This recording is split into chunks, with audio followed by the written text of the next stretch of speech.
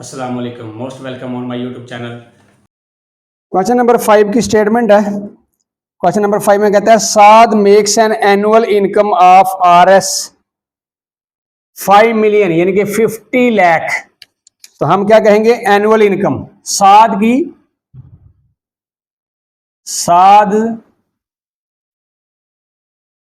Annual income is equal to 50 lakh.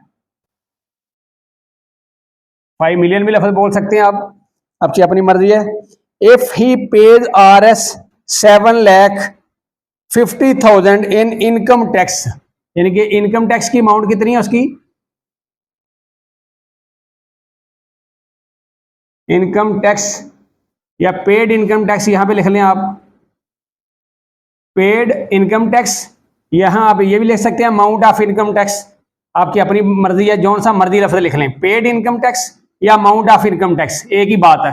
तो वो है 7,50,000 रुपीज। यहां तक बात समझ में आ गई। आगे कहता है कि what is the income tax rate, rate बताएं जी मुझे। तो हमें बहुत सादा सा क्वेश्चन उसने दिया कि रेट बताएं मुझे। तो हमारे पास इसका फार्मूला क्या है कि amount of income tax is equal to rate multiple total amount यानी कि एनुअल अमाउंट। हम यहां पे टोटल अमाउंट लिख लें, एनुअल अमाउंट लिख लें, जो आपका दिल चाहता है वो लफ्ज लिख लें, कोई इशू नहीं है। तो रेट के साथ हमारा क्या आता है परसेंटेज।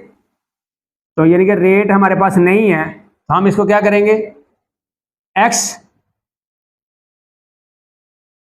तो हम यहां पे भी लिख लेते हैं इसका एक्स परसेंटेज मल्टीपल एनुअल। हमारे पास क्या था 50 लाख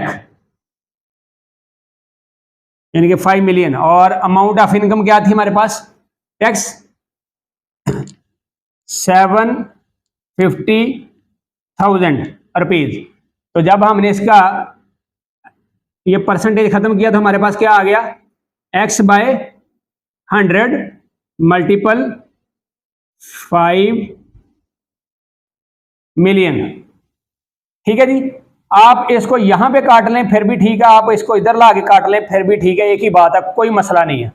आपका जहां दिल चाहे वहां काट सकते हैं। मैं आपको यहां पे भी काट के दिखा देता हूं, यहां पे भी काट के दिखा देता हूं, आपको दोनों तरीके से जहां समझ आए, जो तरीका इजी लगे वो ठीक है। यानी कि ये देखिए 20 से कट के हमारे पास पीछे बच गया 50,000 रुपीज। तो यहां पे ये हो रहा मल्टीपल, तो यहां अगर क्या होगा हम लिख देंगे 750,000 डिवाइडेड बाय 50,000। ठीक है जी। अब ये देखिए 40 से कट गए, 7 1 द 7 और 2 कैरी किया तो बन गया 25, 7 5 द 25। तो हमारे पास रेट क्या आ गया 15%।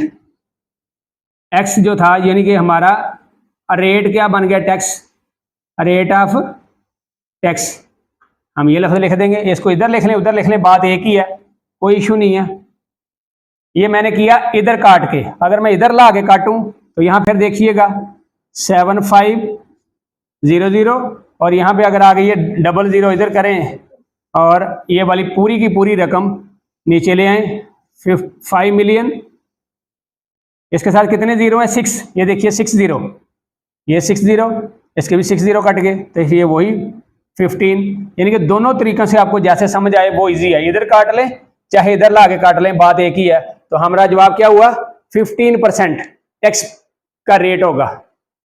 क्वेश्चन नंबर 6 है। क्वेश्चन नंबर 6 में कहता है Haider on the factory that has a value of RS 200 million. यानी कि आप इसको देखें, कहता है जी हैदर की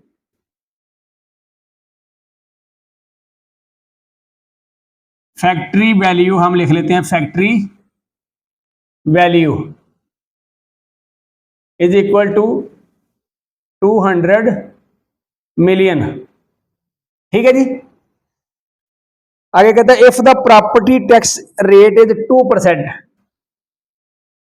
रेट ऑफ प्रॉपर्टी टैक्स, आप ये भी लिख सकते हैं प्रॉपर्टी टैक्स रेट वो है 2%। अब हम इसका 2% निकाल लेते हैं। आगे उसने क्या कहते हैं कि how much property tax should Haider pay, कितना टैक्स उसको पे करना पड़ेगा। तो बात वहीं पे वही कि हम इसको लिख लेते हैं अमाउंट ऑफ टैक्स, यानी कि जितनी उसको टैक्स की अमाउंट पे करनी पड़ेगी वो कितनी बनेगी, रेट मल्टीपल टोटल अमाउंट, यानी कि वैल्यू लिख लेते हैं हम जो ऊपर लफ्ज लिखा हुआ है टोटल वैल्यू। ठीक है जी। तो यहां पे हमारे पास क्या आ गया, रेट क्या है हमारे पास 2% और 2 के नीचे लगा 100, क्योंकि परसेंट का मतलब 100 होता है। और ये कितना बन गया 200 मिलियन। ठीक है जी। तो हमारे पास ये देखिए 20 से 20 कटे, पीछे हमारे पास कितने जीरो बचे 6, यानी कि 2 मिलियन रुपीज बच गए। तो 2 को 4 से 2 को मल्टीपल किया तो 4 और वही 6 जीरो साथ लगा दें तो हमारे पास वैल्यू क्या बन गई 4 मिलियन रुपीज, यानी कि उसके पास 200 मिलियन की फैक्ट्री थी, उसको टैक्स कितना सालाना पे करना पड़ेगा 4 मिलियन रुपीज 40 लाख। तो 40 लाख जो वो पे करेगा हर साल उसको हम क्या कहेंगे अमाउंट ऑफ टैक्स।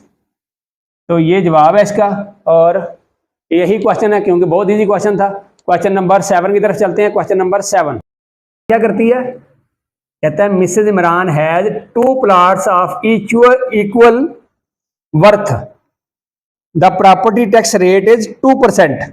तो रेट क्या है हमारे पास, rate of property tax is equal to 2%। तो हमारे पास अमाउंट तो है ही नहीं, तो हम क्या लिखेंगे वर्थ ऑफ प्लॉट। तो हमारे पास वर्थ ऑफ प्लॉट आ जाती है इज इक्वल टू एक्स है, जो कि हमें नहीं पता, हम इसको लेट कर लेते हैं अपने तौर पे। तो आगे उसने कहा अमाउंट ऑफ टैक्स जो उसने पे किया वो है RS 15,000 रुपीज उसने टैक्स पे किया है साल का। वो कहता है जी इसकी मुझे वैल्यू बताओ टोटल, यानी कि कितनी वैल्यू बनी। तो हम इसका क्या करेंगे, वही बात लिखेंगे amount of tax is equal to rate multiple value. Total value भी लिख सकते हैं आप, आपकी मर्जी है, यहां पे वैल्यू लिख दे फिर भी कोई मसला नहीं है। तो हम आ जाते हैं अमाउंट कितनी है हमारे पास 15,000 और रेट क्या था हमारे पास 2%। तो 2% का मतलब 200 2/100 मल्टीपल वैल्यू क्या थी हमारे पास, हमने एक्स रखी हुई है।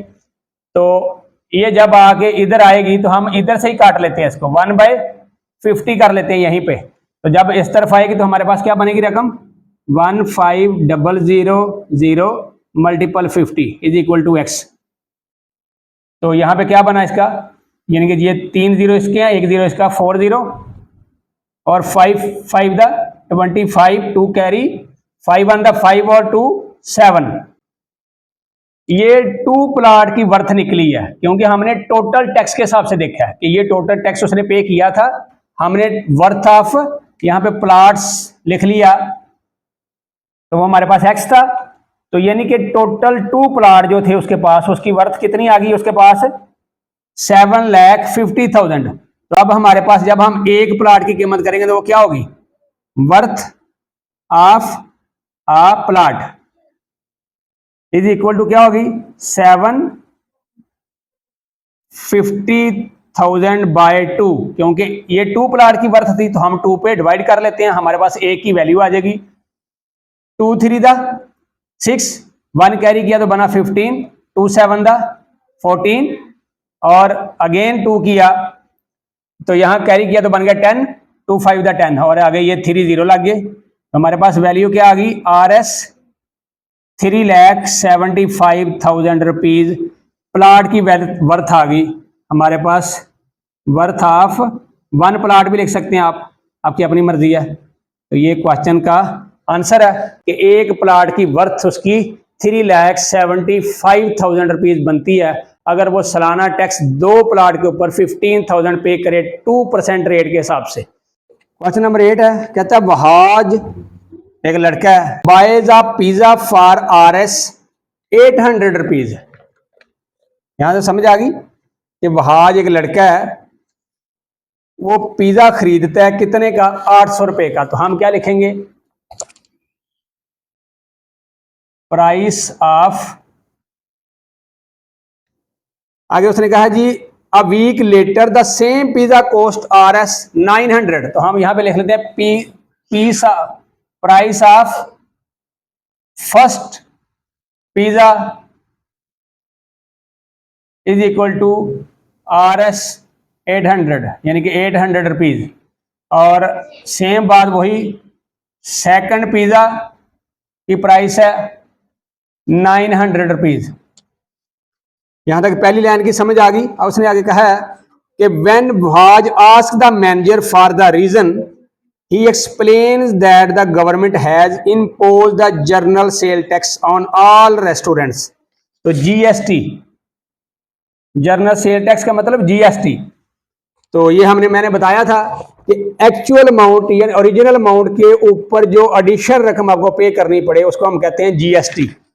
तो उसने कहा जी अब मैनेजर उसको क्या एक्सप्लेन करता है, रीजन क्या देता है कि गवर्नमेंट ने हर एक रेस्टोरेंट के ऊपर GST इंपोज कर दिया, यानी कि लागू कर दिया है। तो आगे क्या कहता है, what is the general sale tax percentage. तो इसकी मुझे कहता है परसेंटेज बताओ, ये बतानी है हमने।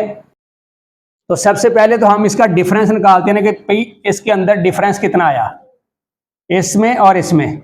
GST is equal to 900 minus 800 is equal to 100 rupees. ठीक है जी।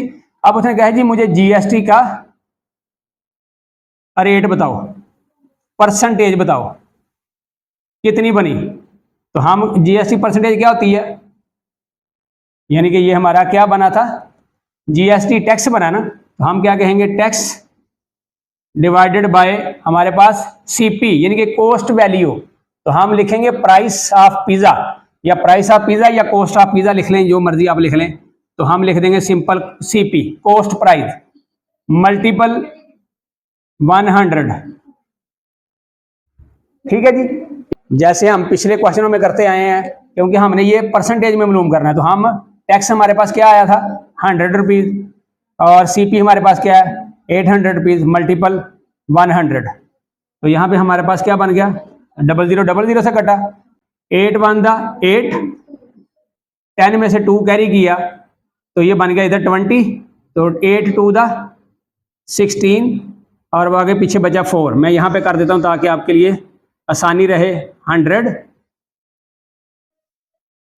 डिवाइडेड 8, 8 1 दा 8, 2 कैरी और ये आया नीचे तो बन गया 20, 8 2 दा 16 और नीचे बचा 4, यहाँ लगा 0, यहाँ लगा पॉइंट, तो 8 5 दा 40।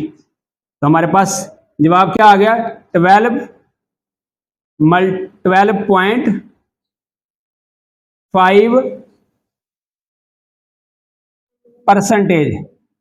क्योंकि ये जो 100 का हम परसेंटेज जब हम फाइनल करनी हो तो हमें 100 से मल्टीपल करना पड़ता है, तो साथ हमने लिख दी परसेंटेज। तो GST परसेंटेज हमारे पास क्या आ गई 12.5%, यानी कि गवर्नमेंट ने 12.5% के हिसाब से GST लगा दिया। तो एक कीमत 800 से 900 रुपये पे पहुंच गई एक पिज्जे की। नंबर 9, क्वेश्चन नंबर 9 में कहता है find the sale tax and total cost, यानी कि दो चीजें पूछी हैं कि एक सेल टैक्स की अमाउंट बताओ मुझे और दूसरी total cost of radio set whose list price is RS 1200, यानी कि LP मैंने लिखा list price of radio set is ये है। उसने कहा जी rate of ST sale tax कितना 7%। दो चीजें उसने पूछी कि एक मुझे अमाउंट ऑफ टैक्स बताओ और दूसरा इसका कॉस्ट सेटअप, यानी कि जो इसकी कॉस्ट वैल्यू बनती है, कॉस्ट प्राइस बनती है, मुझे वो बताओ टोटल। तो हम क्या करेंगे इसका, हम इसका ये जो है ये टैक्स निकाल लेते हैं कि ये कितना बनता है। तो हम अमाउंट ऑफ टैक्स यहां पे लिख लें 7 यानी कि रेट मल्टीपल सीपी यानी कि कॉस्ट प्राइस। रेट हमारे पास क्या है 7% मल्टीपल 1200 और 7/100 क्योंकि परसेंटेज ख़त्म करने के लिए मुझे नीचे 100 लगाना पड़ेगा और ये 1200, तो ये 0000 से कटा तो 12 7 84 यानी कि 84 रुपीज़ उसके ऊपर अमाउंट ऑफ टैक्स आ गई हमारी। हम क्या लिख देंगे अमाउंट ऑफ टैक्स, ये हमारे पास आ गया ये वाला। अब उसने कहा जी इसकी टोटल कॉस्ट बताओ कितनी बनी। तो टोटल कॉस्ट का मतलब क्या होता है एक्चुअल वैल्यू प्लस टैक्स बीच में जमा कर दो तो आपके पास टोटल कॉस्ट आ जाएगी। तो हम लिखेंगे cost of radio set is equal to LP plus tax, यानी कि टैक्स की जो अमाउंट है वो हमारे पास आ गई। एलपी हमारे पास कितना है 1200, 84 जो कि हमारे पास टैक्स बचा था तो हमारे पास क्या बन गया 1284 रुपीज़, 84 रुपीज़। ठीक है जी, तो हम लिख देंगे यहाँ पे cost of radio set is equal to RS 1284, यानी कि ये हमारा जवाब है। और इसी के साथ क्वेश्चन नंबर 9 मुकम्मल होता है। इजाज़त चाहता हूँ और अपना ख्याल रखिए, अपने प्यारों का ख्याल रखिए, खुशियाँ बांटते रहें, आसानियाँ पैदा करते रहें और लोगों के लिए हमेशा बेहतरीन रहबर के तौर पर काम करें और अपने चैनल का भी ख्याल रखिएगा। अस्सलाम वालेकुम।